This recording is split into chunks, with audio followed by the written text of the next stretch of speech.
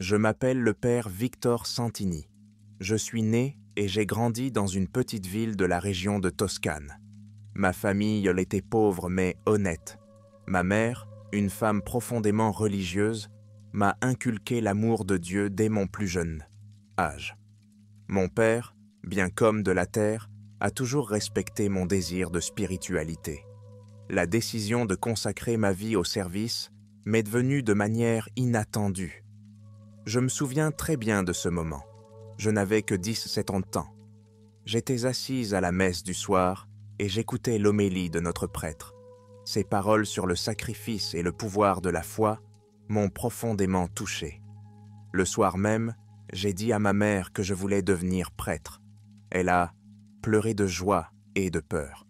Je suis entré au séminaire à l'âge de 18 ans et j'y ai passé des années difficiles mais fructueuses. J'ai étudié la théologie, le latin, le grec ancien et l'histoire de l'Église. Dès le début, mes deux tuteurs ont remarqué quelque chose de spécial en moi, la capacité d'écouter attentivement et de comprendre les gens.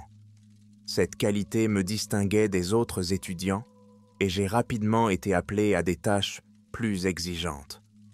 Après avoir terminé le séminaire, j'ai été affecté à une petite église paroissiale dans la banlieue de Rome. C'est là que j'ai été confronté pour la première fois à la souffrance humaine. La pauvreté, la maladie, le chagrin d'amour, tout cela a fait partie de mon travail. Malgré cela, je sentais que j'avais trouvé ma vocation. Un jour, j'ai reçu une lettre du Vatican. Elle était scellée à la cire rouge et signée par l'un des cardinaux.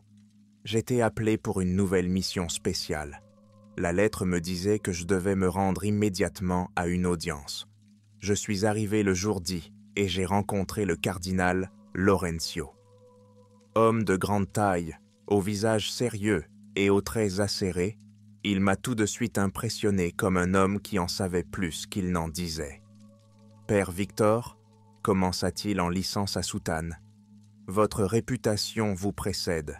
Nous avons besoin de votre présence à l'une des plus anciennes conventions du monde. Cet endroit est spécial. Il est habité par des religieuses qui vivent dans un strict isolement. Mais depuis quelque temps, leur monde spirituel est ébranlé. « Que puis-je faire ?» ai-je demandé, un peu surpris par ces paroles. « Il est de votre devoir d'être leur conseiller spirituel.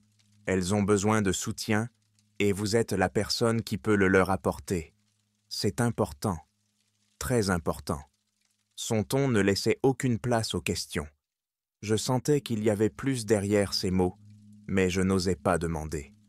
J'ai accepté la mission et je suis parti le lendemain matin. Le couvent de Sainte-Madeleine était situé au cœur du Vatican, dans l'un des coins les plus cachés de la ville. Le bâtiment lui-même, ancien et impressionnant, semblait dominer les jardins environnants. Les murs de pierre grise étaient laissés couverts de mousse et les fenêtres étroites laissaient à peine passer la lumière. Lorsque je l'ai vu pour la première fois, j'ai ressenti une étrange pression dans la poitrine, comme si l'endroit lui-même refusait de m'accepter. À l'entrée, j'ai été accueilli par la mère supérieure, une femme d'environ 70 ans, aux cheveux gris, rassemblés en un faisceau austère. Ses yeux sombres étaient ronds et calmes, mais il y avait une nuance de méfiance en eux. « Bienvenue, Père Victor », dit-elle en s'inclinant légèrement. « Nous vous attendions. »« Merci, mère », répondis-je en retenant mon excitation. « J'espère pouvoir être utile. » Elle me conduisit dans la petite pièce qui allait omettre ma nouvelle maison. C'était une cellule, simple et épurée.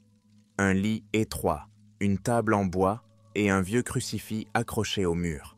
Malgré la modestie du mobilier, l'air de la pièce était étrangement épais, comme rempli d'une lourdeur invisible. « Vous trouverez ici tout ce dont vous avez besoin, » poursuivit-elle. « Maintenant, si vous le voulez bien, j'aimerais vous expliquer votre rôle. » Nous sommes allés dans son bureau, où elle m'a raconté la vie de la Convention. Selon elle, les moniales ont un emploi du temps strict, prière matinale, travail dans les jardins, fabrication d'objets religieux et office du soir. Elle a mentionné que, ces derniers temps, certaines sœurs avaient y commencé à manifester des doutes sur la foi.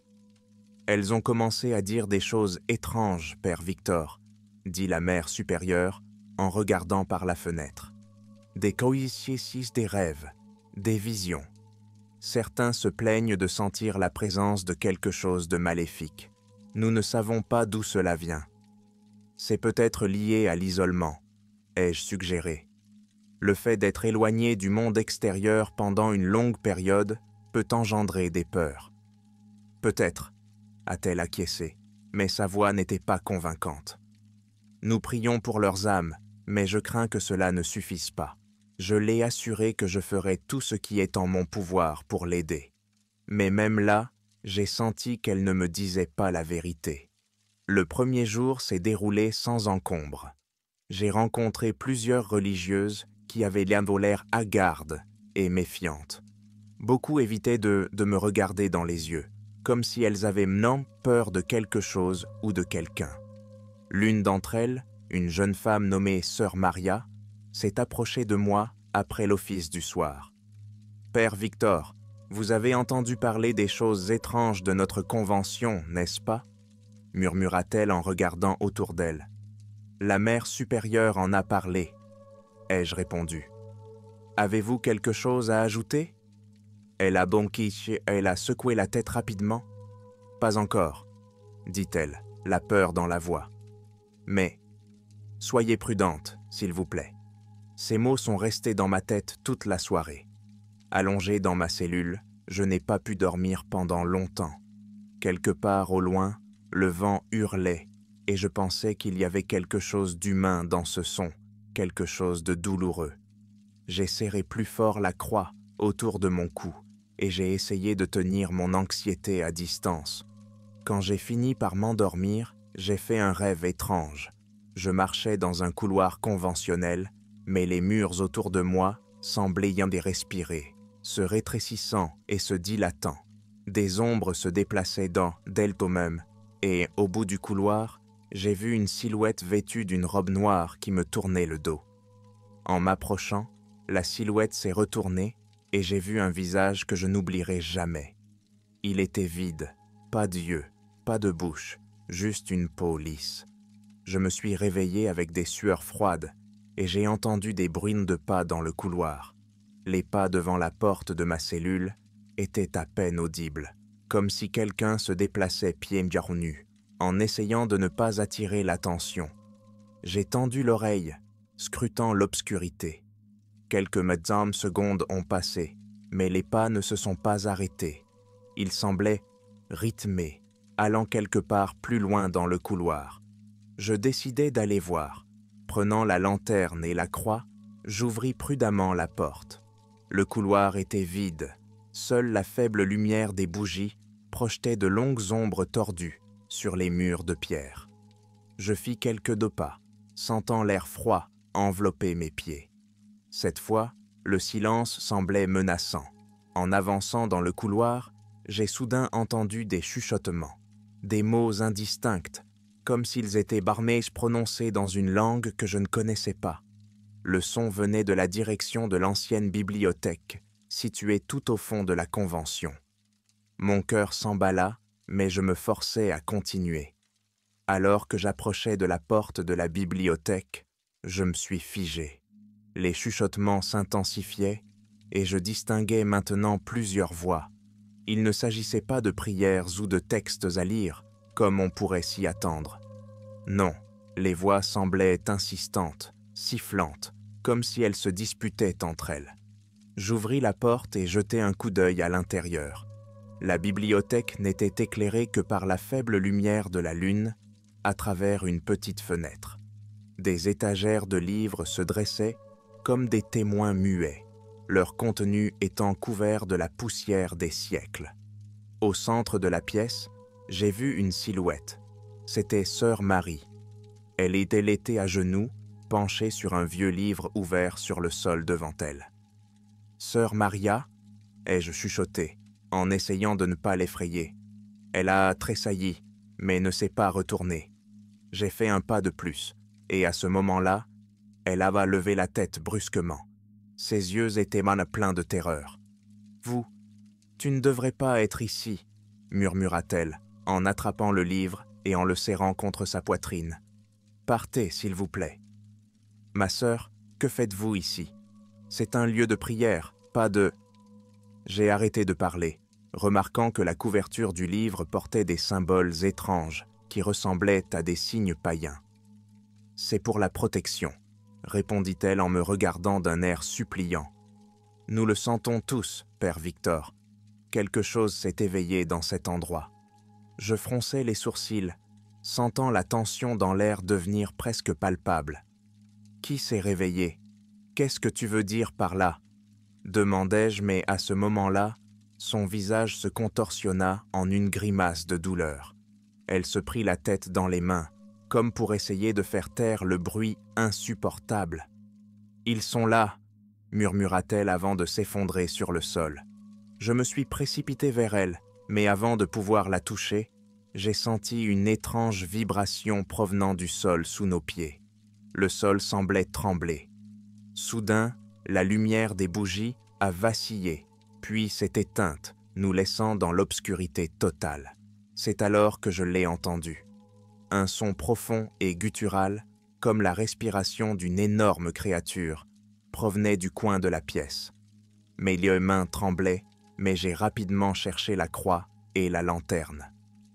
En pointant le faisceau de lumière dans la direction du bruit, j'ai vu quelque chose qui m'a glacé le sang dans les veines. 2 yeux rouges brillaient dans l'obscurité.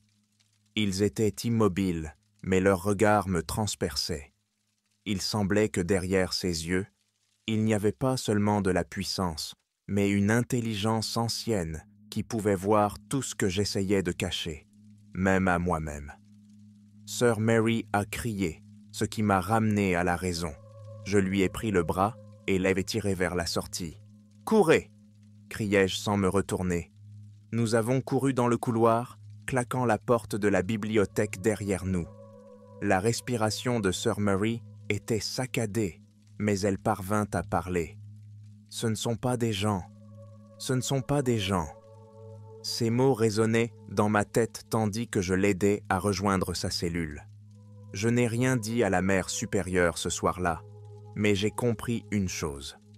Quoi que cache cette convention, je dois connaître la vérité. Le lendemain matin, l'atmosphère de la convention était tendue. Les sœurs se déplaçaient lentement, comme si elles étaient accablées par un poids invisible. Leurs visages étaient pâles, leurs yeux fatigués, comme si elles avaient passé une nuit blanche. J'ai essayé de parler à la mère supérieure, mais c'était comme si elle m'évitait. Son attitude froide ne faisait qu'accroître mes soupçons. Après l'office du matin, j'ai décidé de me rendre à nouveau à la bibliothèque. Cette fois, j'étais prête.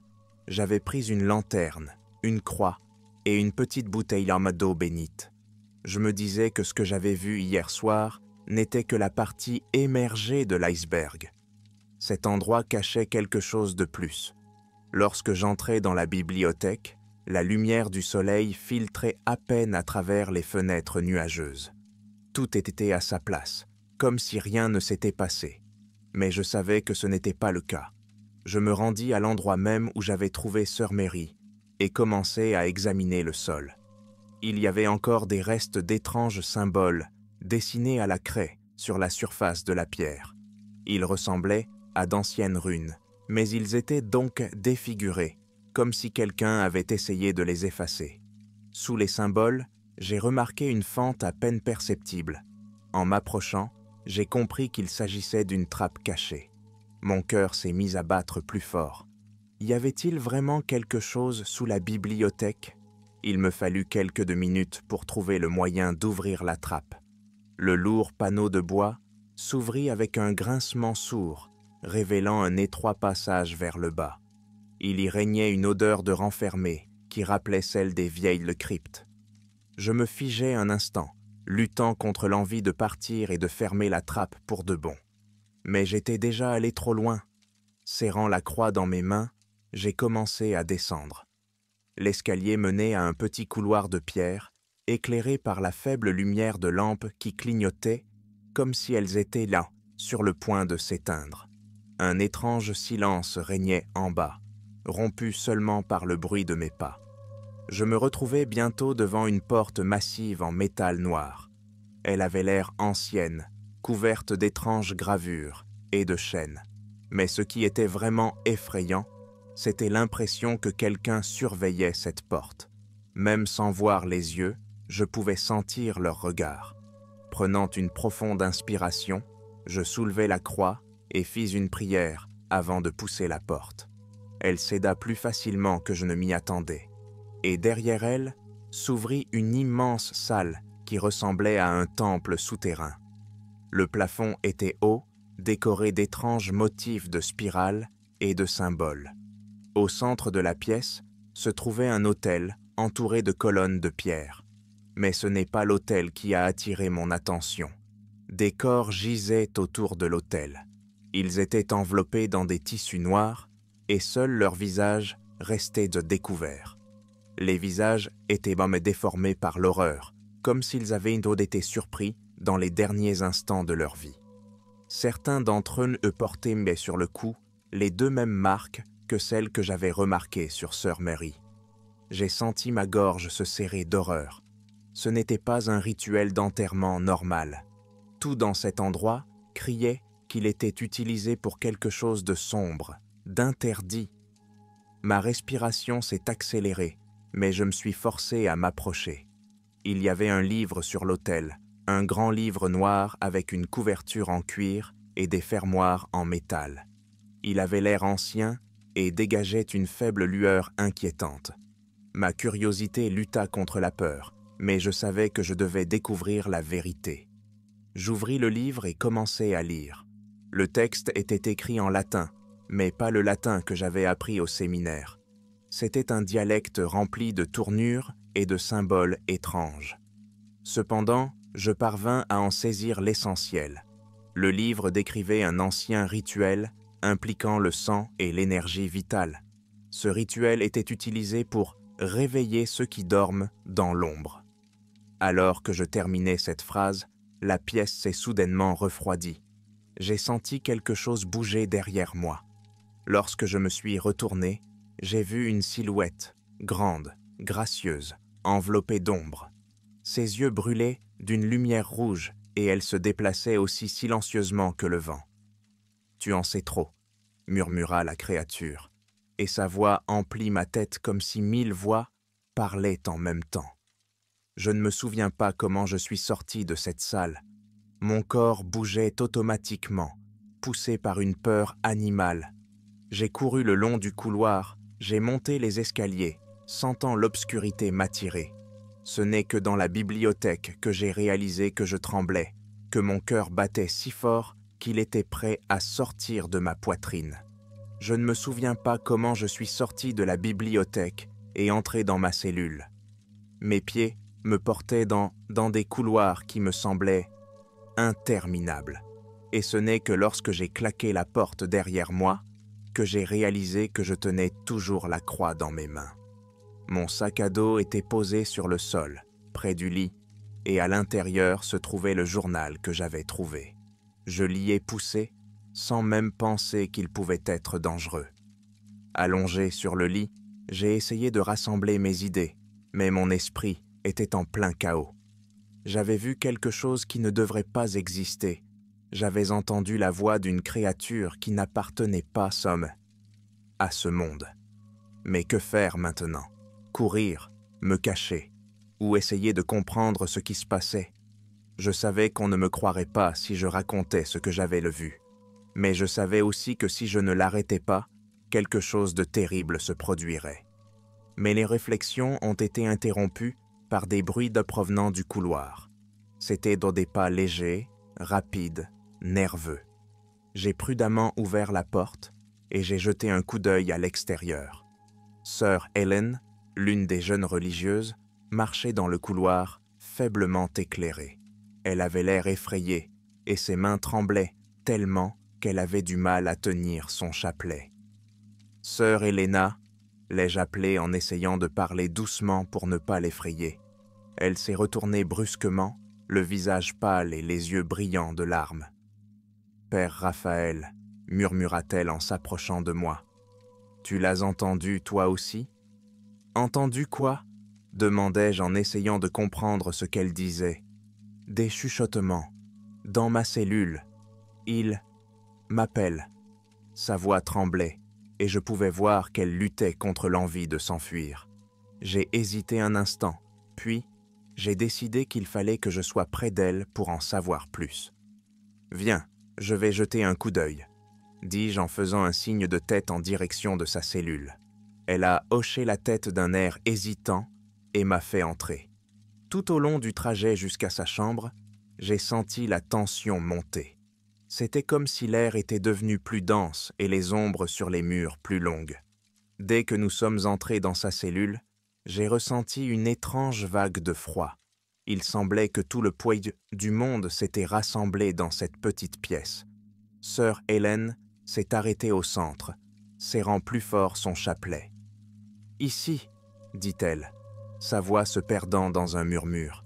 « C'est d'ici que ça vient. J'ai fait le tour de la pièce. Rien d'extraordinaire. Un simple lit, une petite table en bois et une croix sur le mur. Mais quand je me suis approché de la fenêtre, une fine rayure sur la vitre a attiré mon attention. J'ai passé mon doigt sur la surface, et c'est alors que sœur Helena a crié. Je me suis retourné et je l'ai vue tomber à genoux, les mains tremblantes, pointant du doigt le coin de la pièce. Là où il y avait eu un léger crépuscule, les ténèbres s'épaississaient maintenant, formant quelque chose qui prenait lentement forme. Je n'ai pu détacher mon regard et j'ai vu une silhouette émerger de cette ombre, grande, mince, avec des bras d'une longueur inhumaine. La créature fit un pas en avant, son visage restait caché, mais je pouvais sentir ses yeux sur moi. Ce regard me glaça le sang dans les veines. J'ai instinctivement brandi la croix, mes lèvres tremblantes ont commencé à réciter une prière. « Va-t'en, créature !» dis-je sans détourner le regard. La créature est restée immobile, un moment, comme si elle l'écoutait. Puis, elle a lentement reculé dans l'obscurité, disparaissant comme de la fumée. Quand tout a été terminé, j'ai aidé sœur Helena à se relever. Elle tremblait, les yeux écarquillés, comme si elle n'arrivait pas à croire ce qui venait de se passer. « Ce n'est pas fini, » lui ai-je dit, sachant que les ténèbres ne disparaîtraient pas comme ça. Elles reviendront. Ses mains tremblaient encore, mais sa respiration se calmait lentement. J'ai essayé de lui demander ce qui s'était passé auparavant, mais elle s'est contentée de secouer la tête. Je ne sais pas. Sa voix était faible, comme si les mots lui prenaient leur dernière force. Cela a commencé depuis que j'ai remarqué que la mère supérieure était devenue différente. Ces mots m'ont rendue méfiante. « Qu'est-ce que tu veux dire ?» demandai-je en essayant de garder une voix douce. Son comportement, elle a toujours été stricte mais gentille, et maintenant, elle nous évite, ne sort presque plus de sa chambre. Et quand je la vois, son regard est devenu vide. Avant que je puisse répondre, des pas rapides ont retenti derrière moi. Je me suis retourné et j'ai vu sœur Anna, une autre religieuse que je connaissais bien. Elle s'est approchée, le visage tendu. « Père Raphaël », sa voix était dure. « La mère supérieure vous attend dans sa chambre. Elle veut vous parler. Immédiatement. » J'ai senti quelque chose se briser en moi. Mon cœur a battu plus fort, mais j'ai acquiescé et je me suis levé. « D'accord, je vais y aller », ai-je dit en essayant de ne pas montrer mes doutes. Je me suis tourné vers sœur Helena et j'ai murmuré « Restez ici, ne bougez pas jusqu'à ce que je revienne. » Sœur Anna me conduisit à travers les couloirs sombres jusqu'à la chambre de la mère supérieure. La porte était fermée, mais une faible lumière émanait de l'intérieur. Elle frappa et, après avoir obtenu la permission, ouvrit la porte. La mère supérieure était assise à son bureau. Son visage semblait plus âgé que dans mon souvenir, et ses yeux brillaient comme si elle avait du mal à contenir sa fatigue. Mais lorsque je suis entré, son regard m'a transpercé, comme s'il scrutait chacune de mes pensées. « Père Raphaël, dit-elle d'une voix grave et impérieuse, asseyez-vous. » Je m'assis en face d'elle et le silence s'installa dans la pièce. Seul le faible bruit de la bougie qui crépitait sur la table remplissait l'espace. « Vous êtes ici depuis longtemps, mon père, » commença-t-elle, le ton dur. « Et j'espère que tu te rendes compte que cet endroit exige un traitement spécial. »« Bien sûr, mère, » dis-je en essayant de rester calme. « J'essaie de faire ce que je peux pour aider mes sœurs. » Elle hocha légèrement la tête, ses lèvres se courbant légèrement en un étrange sourire. « C'est bien, mais je dois te prévenir. Tout ce que tu vois, ici, n'est pas ce qu'il semble être. Ici, les histoires se mêlent aux mythes et la foi aux ténèbres. Ne laisse pas ton imagination t'entraîner trop loin. Je suis désolé, maman, mais je ne sais pas de quoi vous parlez, dis-je, bien qu'un sentiment de malaise grandisse en moi. Son sourire s'est estompé. Elle s'est penchée en avant. Sa voix s'est faite plus discrète. Il vaut mieux ne pas répondre à certaines questions. Ne les posez pas si vous voulez que votre séjour ici reste paisible. Ces mots sonnaient comme une menace. Je voulus demander ce qu'elle voulait dire, mais quelque chose dans son regard m'arrêta. Je sentais qu'il y avait quelque chose de plus derrière ces mots, mais elle n'allait pas me dire la vérité. Lorsque j'ai quitté sa chambre, mon cœur battait encore la chamade. Je me suis rendu compte que dans cet endroit, je n'étais pas seulement un invité, mais aussi un prisonnier de secrets qui ne voulait pas être révélé. Cette nuit-là, je n'ai pas dormi. Les mots de la mère supérieure brûlaient dans mon esprit comme un fer rouge. Mais au lieu de la peur, j'étais saisi par quelque chose d'autre. Le désir de découvrir la vérité. Si elle essayait de me détourner de ma quête, alors j'étais sur la bonne voie. Décidé à ne pas perdre de temps, je me dirigeais vers la bibliothèque du monastère, qui se trouvait dans l'aile ouest. Ses portes étaient rarement ouvertes, et de nombreux livres étaient couverts de poussière depuis des siècles. Je savais qu'elles contenaient les archives, et peut-être les clés pour comprendre ce qui se passait. Il faisait semi-obscur à l'intérieur, et l'air était lourd, comme dans une crypte. J'ai allumé une vieille lampe à paraffine, je l'ai posée sur la table la plus proche, et j'ai commencé à regarder les étagères. Il y avait de tout, des ouvrages théologiques anciens, des descriptions de rites, des chroniques ecclésiastiques. Mais ce ne sont pas les documents officiels qui m'intéressent, mais les écrits personnels, les journaux intimes, quelque chose qui puisse éclairer les mystères de ce lieu. Après de longues recherches, je suis tombé sur un journal en cuir à la couverture usée. Ces pages étaient remplies d'une écriture hâtive et irrégulière. Sur la première page, il y avait un nom, le père Gregorio. C'était le prêtre qui avait servi dans ce monastère il y a des décennies. Je commençais à lire. Ces écrits commençaient par des descriptions du travail de routine, service, confession, rencontre, mais avec les sœurs. Mais au fil des pages, le ton s'assombrit. Quelque chose d'étrange se produit la nuit. Les sœurs viennent me voir pour me raconter des rêves qu'on ne peut qualifier de simples visions. Leurs yeux sont pleins de peur, et je commence à remarquer des blessures sur leur corps qu'elles ne peuvent pas expliquer. Je sens une présence. Elle observe, se glisse dans l'ombre, évite la lumière, mais je sais qu'elle épaule est là. Les prières ne nous protègent plus. La dernière entrée était particulièrement troublante. La mère supérieure, elle a changé. Je ne sais pas ce qui s'est passé, mais ses yeux ne sont plus humains. Ils sont aussi vides que l'abîme. Je dois partir, mais je sais qu'elles ne me laisseront pas partir. Si quelqu'un lit ceci, s'il vous plaît, sauvez-les. J'ai fermé le journal, les mains tremblantes. Le père Gregorio avait vu ce que j'avais vu, mais il n'était pas parti. Qu'était-il devenu? À ce moment-là, j'ai entendu un bruissement derrière moi. En me retournant, j'ai vu une ombre se glisser entre les étagères. Elle se déplaçait rapidement mais silencieusement. Mon cœur s'est emballé, mais je suis resté là, agrippé à la lampe. « Qui est là ?» ai-je demandé en essayant de paraître confiante. Il n'y a pas eu de réponse, mais l'ombre s'est arrêtée. Pendant une seconde, j'ai cru voir des yeux scintiller en son centre, 2 points de lumière froids et sans vie. Ils me fixaient droit dans les yeux. J'ai fait un pas en arrière, mais l'ombre a soudain disparu, comme si elle s'était volatilisée. J'ai laissé le magazine sur la table et je me suis précipité hors de la bibliothèque. J'avais besoin de reprendre mon souffle, mais j'étais sûr d'une chose à présent. Cette obscurité était réelle. Elles ôtaient l'Amstella et elles savaient que je me rapprochais de leur secret. Les heures suivantes s'écoulèrent dans une lutte anxieuse avec moi-même.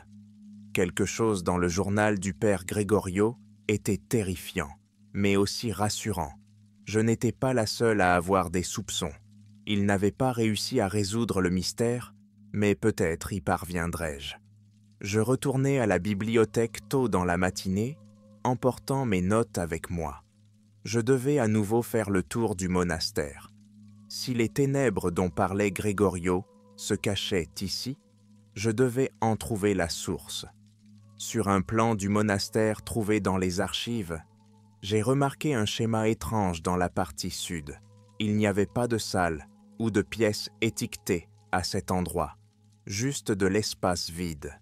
Cependant, la taille et la structure du bâtiment indiquaient que cette partie du monastère ne pouvait pas être vide. Il s'agissait donc d'un endroit caché. Le chemin vers le côté sud passait par des couloirs enchevêtrés, rarement fréquentés par les nonnes. Au fur et à mesure que j'avançais, les murs s'assombrissaient et l'air devenait plus froid. Au bout d'un des couloirs, je remarquai une porte en bois, massif recouverte d'une couche de poussière. Sa surface était gravée de symboles que je ne reconnaissais pas, grossiers, presque barbares. La porte était entr'ouverte. Je fis appel à toute ma volonté et m'avançai à l'intérieur. Au-delà de la porte, une étroite pente descendait vers un espace encore plus sombre. Au fur et à mesure que je descendais, l'odeur de renfermé se faisait plus forte et les murs devenaient humides, comme s'ils étaient la volaire couverts de moisissures. Je me retrouvai bientôt dans une vaste salle souterraine. Les murs étaient en pierre et portaient d'étranges motifs d'écriture. Au centre de la pièce se trouvait un autel grossièrement taillé dans la pierre noire. Sur l'autel se trouvait un objet enveloppé dans un vieux tissu. Je m'approchai et le déballai avec précaution. C'était une étrange amulette en métal ornée de 3 cercles entrecroisés. Lorsque je l'ai touché, un frisson m'a parcouru la peau, comme si des ténèbres en émanaient. Sur le mur opposé de la pièce, j'ai remarqué une longue rangée de niches qui contenaient dans des paquets. En ouvrant l'un d'eux, je me suis rendu compte qu'il s'agissait d'ossements humains. Ils étaient disposés dans un certain ordre, comme s'ils appartenaient à un rituel. Parmi eux, il y avait des crânes sur lesquels étaient gravés des symboles.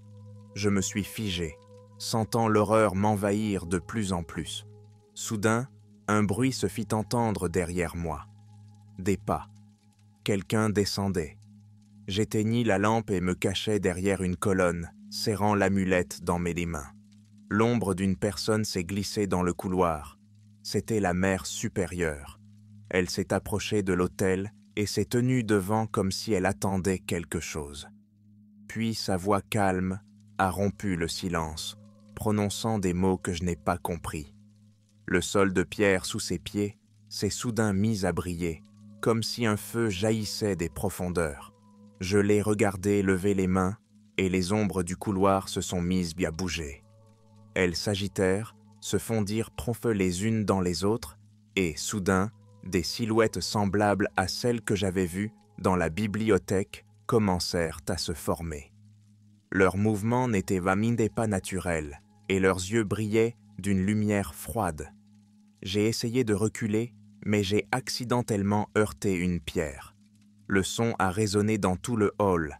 La mère supérieure s'est tournée vers moi, le visage déformé par la fureur. « Tu n'aurais pas dû venir ici !» a-t-elle sifflé, la voix basse et inhumaine. Les silhouettes ont commencé à se rapprocher de moi. Je me précipitai vers la sortie, sentant les ténèbres me poursuivre. Les murs autour de moi semblaient rétrécir. L'air était épais comme du sirop. J'avais l'impression de ne pas pouvoir sortir. Lorsque je suis sorti des cachots, le soleil se levait déjà et ses premiers rayons m'éclairaient sur le visage. J'ai regardé autour de moi, mais il n'y avait personne. Le couloir derrière moi était vide. Mais maintenant, je le savais, j'avais trouvé la source du mal qui se nichait dans cet endroit. La question était de savoir si je pouvais y faire quelque chose. Je suis retourné dans ma chambre, le cœur battant la chamade. Tout ce que j'avais appris me semblait impossible. La mère supérieure, les rituels, les créatures des ténèbres. Tout cela était une réalité que je ne pouvais pas affronter. Mais maintenant, j'avais le choix, fuir et essayer d'oublier tout cela, ou l'affronter au péril de ma vie. Je m'assis dans l'obscurité, serrant l'amulette que j'avais prise dans la salle souterraine. Sa froideur m'imprégnait, mais je sentais qu'elle était la clé de tout ce qui se passait. Je me suis souvenu des mots du journal du père Gregorio. Le sang attire les gardiens de la nuit, ceux qui reposent dans le jardin est la source de leur faim. C'était un indice. Je savais que je devais retourner dans le jardin où tout avait commencé. J'espérais y trouver des réponses et peut-être un moyen d'arrêter ce mal. Sous le couvert de la nuit, armé d'une croix et d'une lanterne, je m'y suis rendu. La lune éclairait le chemin, mais sa lumière semblait faible, comme si la nature elle-même ne voulait pas me montrer le chemin. Le jardin m'accueillit dans un brouillard épais et un silence rompu seulement par le bruissement des feuilles. J'ai remarqué des traces de pas menant à un ancien puits au centre du jardin. Ses parois étaient couvertes des mêmes symboles que ceux que j'avais vus dans le donjon. Alors que je m'approchais, le sol trembla sous mes pieds. Un son étrange s'éleva du puits comme un rugissement profond, et des ombres commencèrent à se former autour de moi.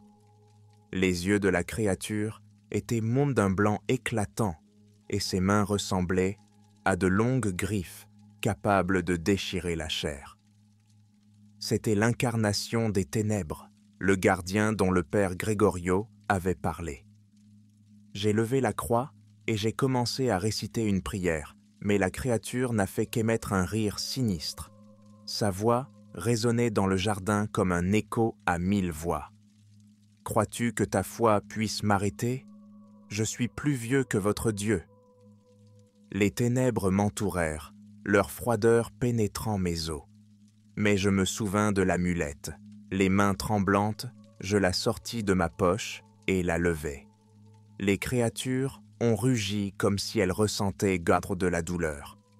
Une lumière aveuglante et brillante commença à émaner de l'amulette, faisant reculer les ténèbres. La créature commença à se désintégrer, ses cris résonnant dans la nuit. Lorsque ce fut terminé, le puits fut scellé et le jardin fut à nouveau rempli des bruits de la vie nocturne. La lune s'éclaircit et je sentis la chaleur revenir dans mes membres. Le lendemain matin, j'ai préparé mes affaires. Je devais quitter le monastère. Je savais que si je restais, la mort m'attendait. Mais j'ai emporté la vérité avec moi.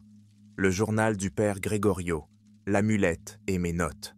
Le temps révélerait si je pouvais rendre public ce que j'avais vu et avertir les autres. Aujourd'hui, assis dans une petite pièce à la périphérie de la ville, j'écris cette histoire. Je ne sais pas combien de temps il me reste. Peut-être que les forces tapies dans l'ombre sont déjà à ma recherche. Mais ce que je sais, c'est que les ténèbres qui régnaient dans le monastère étaient bien réelles, et sa source n'a pas été complètement détruite. Si vous vous retrouvez un jour dans un endroit similaire, n'oubliez pas que les ombres vous observent, et tous ceux qui portent la croix ne servent pas la lumière.